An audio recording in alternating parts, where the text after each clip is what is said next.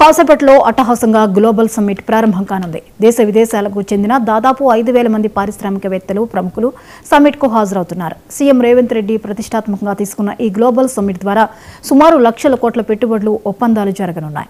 ఈ మేరకు అనేక సంస్థలు పెట్టుబడులు పెట్టేందుకు ముందుకు వస్తున్నాయి. ఇప్పటికే కొన్ని కంపెనీలు ప్రభుత్వ ప్రతినిధులతో సంప్రదింపులు జరుపుతున్నట్లు సమాచారం.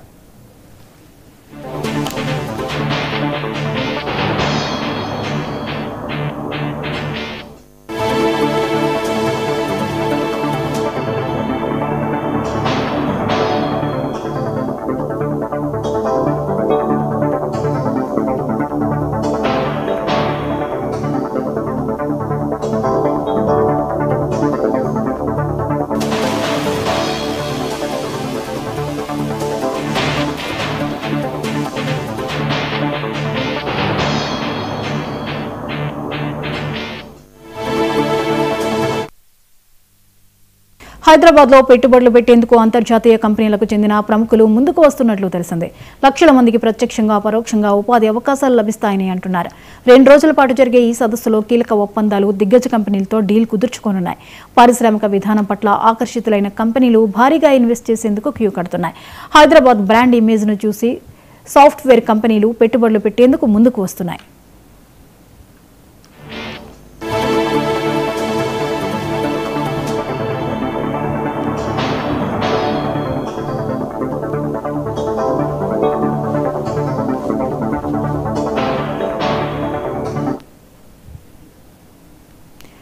CM Revanth target 2047. ఆ టైంకి $3 ట్రిలియన్ రాష్ట్ర ఆర్థికాభివృద్ధిని చేర్చాలన్న లక్ష్యంతో పనిచేస్తున్నామని చెబుతున్నారు. ఆర్టిఫిషియల్ ఇంటెలిజెన్స్, వ్యవసాయ ఆధారిత పరిశ్రమలు, క్రీడాభివృద్ధికి సంబంధిత పెట్టుబడులు అధికంగా రానున్నాయని తెలిసిందే. ఈ గ్లోబల్ సమ్మిట్ కు సాధారణ ప్రజలను కూడా అవకాశం కల్పిస్తున్నారు. ఈ కార్యక్రమంలో ఏర్పాటు చేసిన స్టాళ్లను ప్రజలను తొలగించే అవకాశాన్ని కల్పించారు. ప్రభుత్వం ఫ్రీ బస్సులను ఏర్పాటు చేసింది.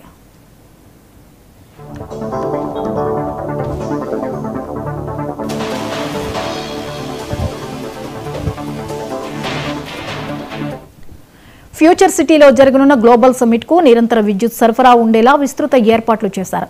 వేదికకు ప్రత్యేక అండర్ గ్రౌండ్ లైన్ ని ఏర్పాటు చేశారు. సమ్మిట్ ముగిసే వరకు సుమారు 150 మంది అధికారులు, సిబ్బంది విద్యుత్ సరఫరాను నిరంతరం పర్యవేక్షించనున్నారు.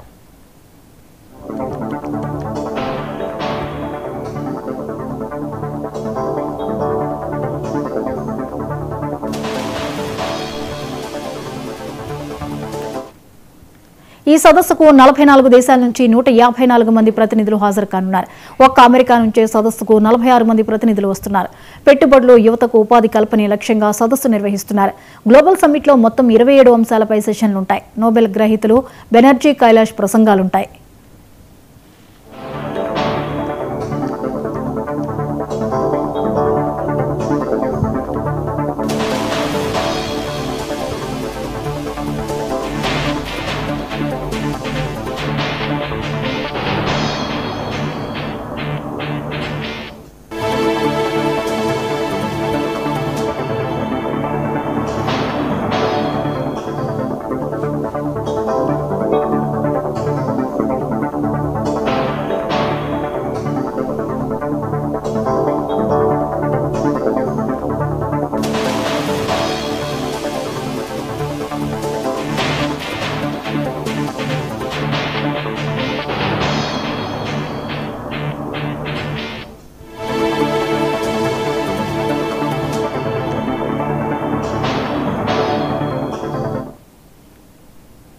నల్గొండ జిల్లాలో చిరుతపులి కలకలం రేపుతుంది. మునుగోడు మండలం చొల్లేడు గ్రామంలో